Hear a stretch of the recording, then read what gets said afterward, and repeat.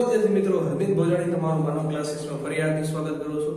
ચાલો વિદ્યાર્થીઓ, આજે આપણે આ વિડિયોની અંદર પાર્ટ 2 માં બરાબર આપણે બાકીના બીજા આપણે મોસ્ટ એન્ડ દાખલા શીખવાના છે જે પેપરની અંદર પૂછાય છે બરાબર.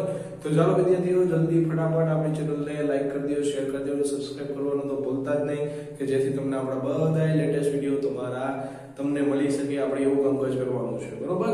ચાલો હવે આપણે છેદના સમીકરણના દાખલા કરવાના છે. તો પહેલી વાત કે છેદનું સમીકરણ કહેવાય કોને કે જે છેદમાં જે અસમયવાળી સંખ્યા જે હોય છે બરોબર, અસમયવાળી સંખ્યા હોય છે અને અસમય સંખ્યા વડે ગુણીને જે સમય સંખ્યા મેળવવામાં આવે પહેલી વાત કે એને સમીકરણ બોલવામાં આવે છે. તો હવે આ દાખલો કેવી રીતના થાય ખાસ ધ્યાન રાખજો. બે પેટર્નમાં પૂછે છે, આ બે ખાસ કરીને આ બે જાજા ભાગે પૂછે છે.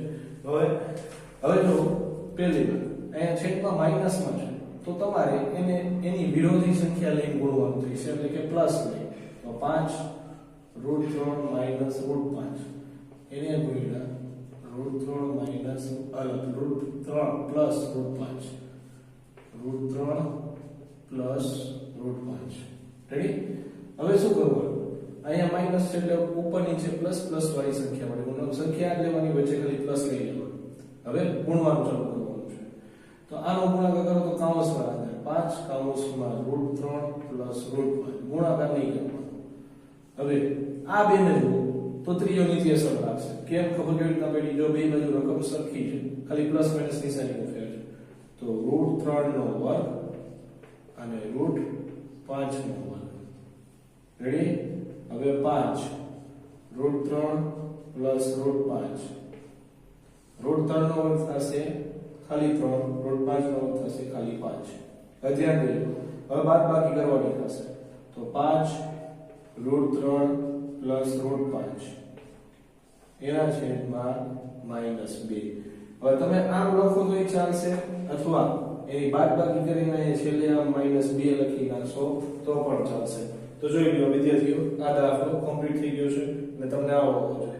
હવે એના પેપરની અંદર પૂછાશે. હવે ધ્યાન દો, બીજો દાખલો બરોબર. આ દાખલો બહુ પૂછે છે કે 1 છેદમાં 7 + 3√2. તો આનું છેદનું સમીકરણ સેમ જ આવી રીતના કરવાનું.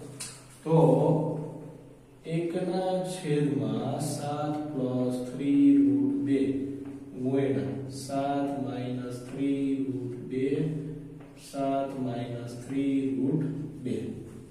ચાલો હવે આને અહીંયા ગુણી નાખો તો 7 - 3√2 અને આનો વર્ગ કરો તો ભાઈ 7 નો વર્ગ થશે પ્લસ માઈનસ થશે 3√2 નો વર્ગ. હવે 7 - 3√2 તો 27 શું થશે? 49. આનો વર્ગ કરો તો 3 નો વર્ગ થશે 9 ને √2 નો વર્ગ થશે 2. તો 9 × 2 = 18. અહીંયા 18. તો 7 - 3√2 આ બે ની બાદબાકી કરો તો છેદમાં તમારો જવાબ જે આવશે એ આવશે 31 આવશે. કેટલા આવશે? 31. તો આવો જવાબ આવશે. જોઈ લીધો બરોબર. આવી રીતના તમને છેદના સમીકરણના દાખલો, કોઈ પણ દાખલો માની લો કે આ બે ની બહારથી પણ પૂછી શકે તો એ તમને આવડવું જોઈએ. સેમ જ રીતના કરવાનું. પ્લસ હોય તો માઈનસમાં કરવાનું, માઈનસ હોય તો પ્લસમાં કરવાનું. અંદરની બાજુ ગુણવાના નહીં, એક ખાસ ધ્યાન રાખો. આવી રીતના આંકડો આવે એટલે કૌંસમાં લખી નાખવાનું. કેમ? ત્રીજો નીચે સમ લગાડતા જો આ બે સંખ્યા ઉડી જતી હોય તો ઉડી પણ શકશે. તો ચાલો આપણે નેક્સ્ટ સ્લાઇડની અંદર આપણે નેક્સ્ટ દાખલા જોઈશું. ચાલો વિદ્યાર્થીઓ, આ છે આપણા નેક્સ્ટ દાખલા. હવે આ નેક્સ્ટ દાખલા પૂછવા માટે પહેલી વાત એ કે આના જેવા દાખલા આપણે બહુપદીમાં છે એટલે આ પૂછે તો પૂછે અથવા ન પણ પૂછી શકે, પણ શીખી લેવા સારા. ચાલો તો મેં અહીંયા થોડાક સૂત્ર લખેલા છે બરોબર. તો એ સૂત્ર પહેલા આપણે સમજી લઈએ. હવે જો ધ્યાન દો, આ બે સૂત્રોમાં એક સરખા છે. ત્રીજા નીચે સમજાવવા તમને લાગશે. કેવી રીતના ખબર પડે? રકમ બે ની સરખી છે. જો બે છે કે નથી? ઉપર નીચે. તો આ બે ની સરખી છે તો આનો વર્ગ કરો તો a થઈ જાય. પ્લસ માઈનસ b અને √b નો વર્ગ કરો એટલે b થઈ ગયો. આનો વર્ગ કરો એટલે a² થઈ ગયો. પ્લસ માઈનસ √b નો વર્ગ કરો એટલે ખાલી b થઈ ગયો. હવે આ વાળી રીતના દાખલા કરવા માટે હવે ઈઝી છે. આ એક આખા કૌંસનો ગણાય. જો ખબર કેવી રીતના પડે કે a b c d ચારે ચાર રકમ અલગ આપેલી હોય તો આ એક આખા કૌંસને ગુણે પ્લસ કરીને આ એક આખા કૌંસને મળે એટલે આ જવાબ આવી જશે જે હું અહીંયા શીખવાડીશ.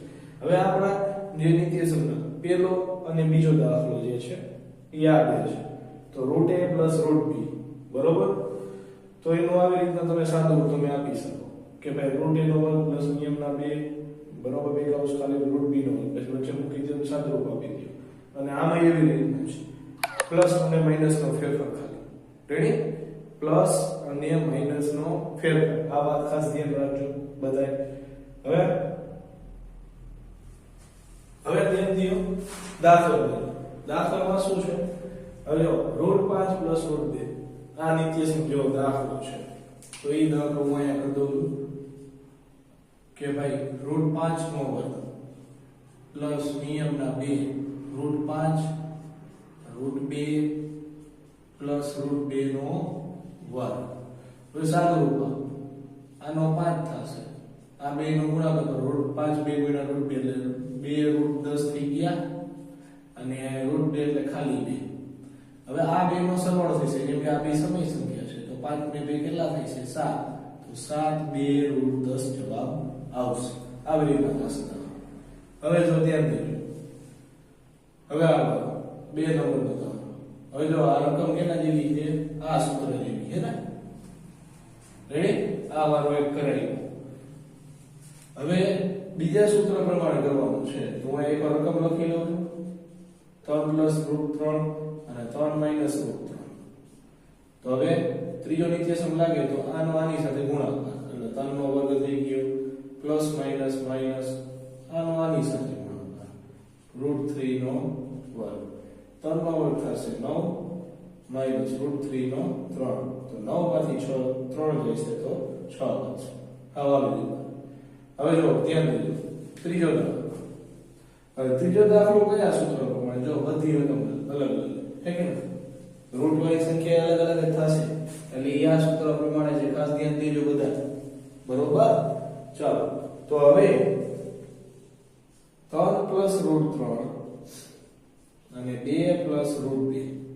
હવે આ 3 આખા કૌંસને મળે. 3 આખા કૌંસને મળશે એટલે સ્ટેપ કેવી રીતે કરો? 3 પછી આ કૌંસ લખી દો.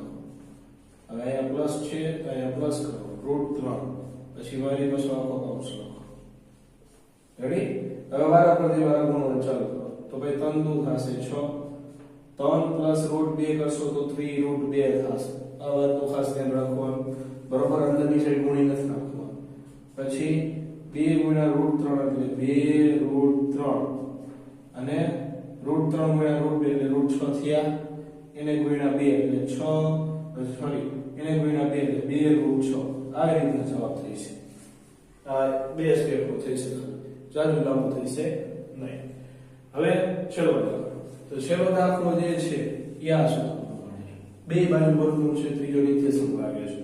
તો જો રકમ આવી √5 - √2 √5 + √2. ધ્યાન દેજો. તો બે બાજુ રકમ સર્ગે ત્રીજો નિત્યસમ લાગશે.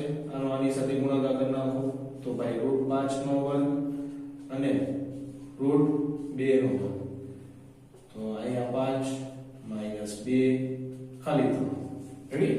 તો ચાલો તો ખાસ કરીને જે સાદું રૂપના જે દાખલા જે પૂછાય એવા છે. જો કાં તો છેદના સમીકરણના પૂછે કાં તો તમને આ પૂછે. બેમાંથી એક પૂછશે. બરોબર? જો બેમાંથી એક આવે તો તમને આવડવા જોઈએ. આ મેં એના માટે કર્યું. તો ચાલો હવે નેક્સ્ટ સ્લાઇડ ની અંદર જે ઘાત અને ઘાતાંકના જે છેદવાળા જે ઘાત જે છે એના દાખલા કેવી રીતે પૂછાય એ તમને કરાવું. તો ચાલો નેક્સ્ટ દાખલા નેક્સ્ટ સ્લાઇડમાં ઈ જોશું. ચાલો વિદ્યાર્થીઓ આ છે આપણો નેક્સ્ટ દાખલા. હવે આ દાખલા કરવા માટે તમારે જે તમે ધોરણ 8 ની અંદર ઘાત અને ઘાતાંકના દાખલા ગણ્યા છો એના સૂત્રો મેં લખેલા છે. બધા તમને બધાય આવડે છે. બરોબર? કે ભાઈ ઘાતાંક સરખાવ્યો છે ગુણાકાર હોય તો ઘાતનો સરવાળો, ભાગાકાર હોય તો માઈનસ, ઘાતની ઘાત હોય તો ઘાતનો ગુણાકાર. આધાર બે અલગ અલગ હોય. ઘાત સરખી હોય તો ઘાતનો શું થઈ જશે? ગુણાકાર. કાઉન્સ ખોલો તો ઉપર નીચે ઘાત લાગી જાય. બરોબર? અને એમ મોડ હોય તો ઉપર જાય તો એમ માઈનસ થઈ જાય ને એમ મોડ હોય તો એમ નીચે આવે. બરોબર? અને બે એક સરખા હોય તો ઉપર નીચે બે ઉડી જાય એક થશે. પણ ત્યાં તો તમે સાદા વાળા શીખ્યા. અહીંયા છે છેદવાળી ઘાત છે. તો ચાલો આપણે દાખલા કરશું. તો પેલી વાત તો એ આ દાખલા પૂછાય કે ન પૂછાય? જો ભાઈ એક છેદના સમીકરણો પૂછી દે અને એક આમાંથી પણ પૂછી શકે, બરોબર? ગમે તે રીતના પૂછી શકે, તમારે રેડી રહેવાનું અને પૂરેપૂરું પેપર મસ્તીનું લખી આવવાનું છે. ચાલો તો પેલો દાખલો આપણે કરશું. તો જો 2 ની 2/3 ઘાત ઇન્ટુ 2 ની 1/3 ઘાત ઇન્ટુ એટલે ગુણાકાર સમય, તો ઘાતનો શું થઈ છે? સરવાળો થઈ છે 2, તો 2/3 પ્લસ 1/3.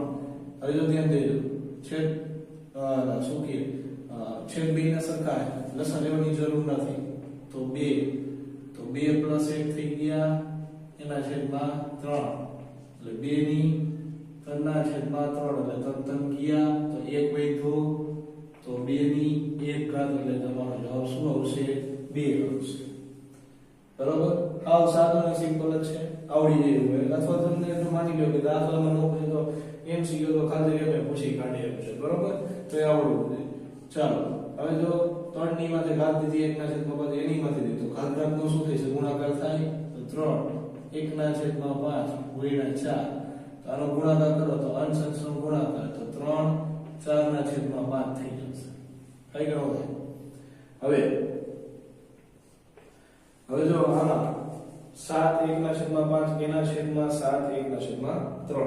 હવે જે બાજુ જેની ઘાત નાની હોય 1/3 નાની હોય તેનો મતલબ આ મોટી થાય, એટલે આ વાળું સૂત્ર લાગશે, એને છેદમાં લઈ લો, બરોબર? તો 1/7 માઈનસ 1/3 માઈનસ 1/5 લસા લઈ લો, લસા 15 થશે, બરોબર? તો ઉપર નીચે એને ગુણો, તો આને 5 વડે ગુણો તો ઉપર 5 થઈ જશે, અને આને 3 વડે ગુણો તો ઉપર 3 થઈ જશે, એના છેદમાં 15. હવે બાદબાકી કરશું આપણે, તો 7 2/15, તો આવી ગયું જવાબ. કાઈ નથી, બરોબર? હવે જો આધાર બેના અલગ અલગ છે, ઘાતનો શું થઈ છે? ગુણાકાર. સોરી, ઘાત બે ની સરખી છે, આધાર બે અલગ અલગ છે, તો આધારનો થઈ છે ગુણાકાર. તો 4 નંબરનું સૂત્ર લાગશે. તો એમાં કરવાનું શું?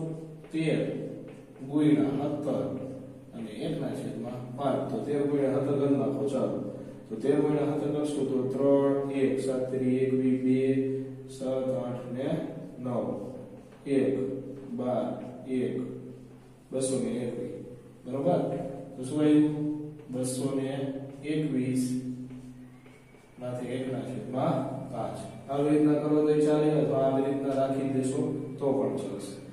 હવે અહીંયા જો આમાં મેં આ દાખલો લખેલું છે જેમાં આપણે લસા લેવો પડશે ઘાતનો, તો 2/3 પ્લસ 1/5. રેડી? હવે 15 થાય, અહીંયા 5 તો 5 ગુણ્યા, બરોબર? અહીંયા 5 તો 5 ગુણ્યા 10 પ્લસ 3 એના છેદમાં 15, તો 2 13/15. એટલે આવી રીતે થશે. હવે આના તમને કિંમત શોધવાના દાખલા પૂછે તો એ તમને આવડવા જોઈએ. એ પેપરની અંદર પૂછાય એવા છે, પણ એ દાખલામાં MCQ સ્વરૂપે આવશે, દાખલા સ્વરૂપે આવશે નહીં. આ વાત તો ખાસ ધ્યાન રાખવાનું, જે દાખલા સ્વરૂપે આવે છે એ હું કરાવીશ. તો ચાલો વિદ્યાર્થીઓ, આઈ હોપ કે તમને આ વિડિયોની અંદર બધી વસ્તુની સરખી માહિતી તમને મળી રહી ગઈ છે, બરોબર? તો અહીંયા આપણે ચેપ્ટર 1 ના મોસ્ટ એમ્પી દાખલા આ વિડિયોની અંદર આપણે ખતમ કરશું. આ સાથે આપણે વિડિયો પણ ખતમ કરશું. જો તમને આ વિડિયોની અંદર સરખી રીતના શીખવા મળ્યું તો આપણી ચેનલને લાઈક કરો, શેર કરો અને સબસ્ક્રાઇબ કરો, કે જેથી તમને આપણા લેટેસ્ટ વિડિયો બધાય તમારી પાસે મળતા રહે. તો ચાલો, જય હિન્દ, જય ભારત.